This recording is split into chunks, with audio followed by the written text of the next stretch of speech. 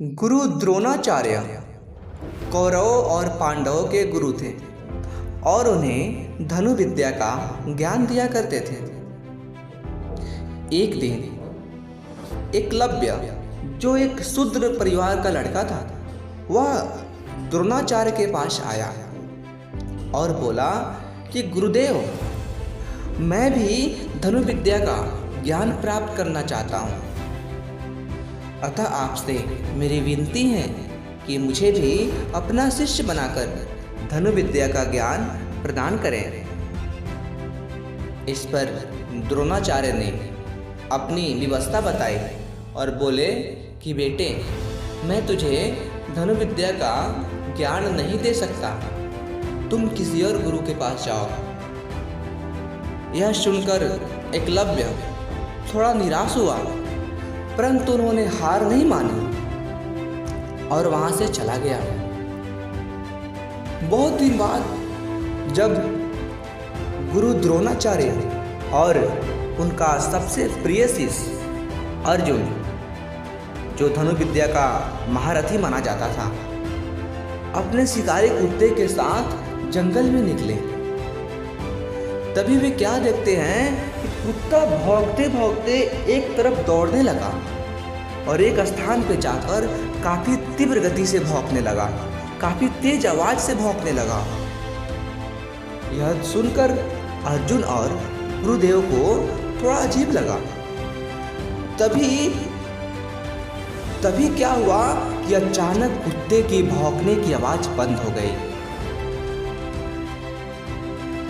यह देखकर गुरु और अर्जुन दोनों ही हतप्रभ रह गए।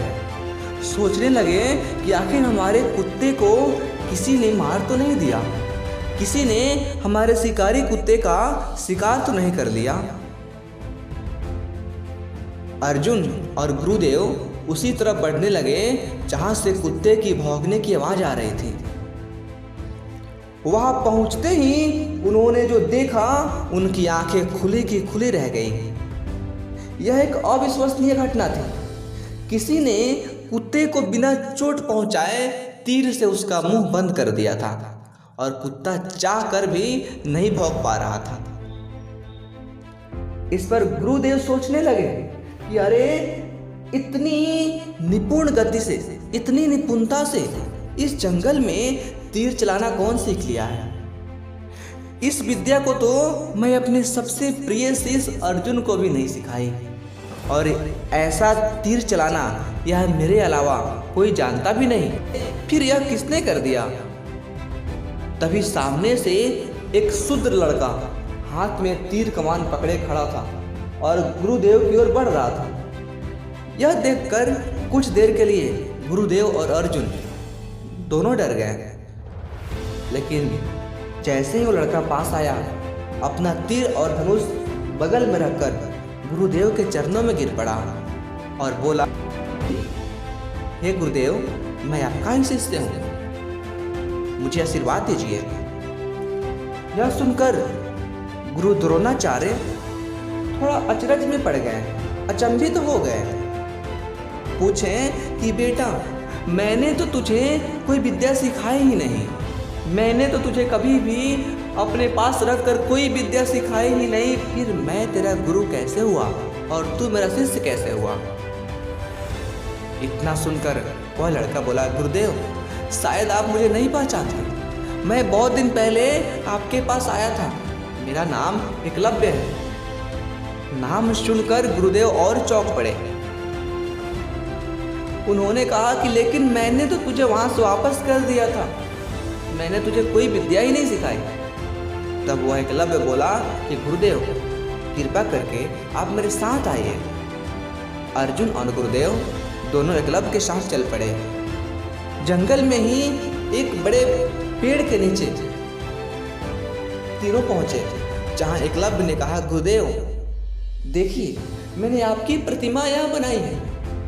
सुबह सुबह इन्हीं प्रतिमा का वंदन करके, ध्यान करके मैं तीर चलाने का कड़ा अभ्यास करता हूँ और आपके प्रताप से ही आज मैं धनुष पकड़ने के काबिल बन पाया हूँ। यह सुनकर गुरुदेव बोले, धन्य हो बेटा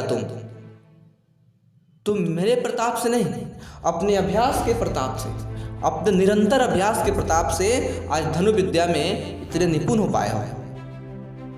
दोस्तों, इस कहानी से हमें शिक्षा मिलती कि जब भी हमें ऐसा कहीं आभास हो, हमें ऐसा प्रतीत हो कि हमें यहाँ कुछ नहीं मिलने वाला है, हम यहाँ हारने वाले हैं, हमें वहाँ बैठने की आवश्यकता नहीं होती है, हमें वहाँ निराश होने की आवश्यकता नहीं होती है। हमें वहाँ पे आवश्यकता होती है अपने अभ्यास को और कड़ा करने की, अपनी मेहनत को और कड़ा करने की। फिर दोस्तों फल तो ऊपर वाले ही देते हैं और ज़रूर देंगे। तो आज की कहानी में दोस्तों इतना ही। यदि आपको ये कहानी अच्छी लगी हो तो प्लीज़ आप मेरे इस चैनल को सब्सक्राइब कर दीजिए तथा बगल के बेल आइकन को भी दबा दीजिए ताकि हमारी वीडियो सबसे पहले आप तक पहुंच सके। धन्यवाद।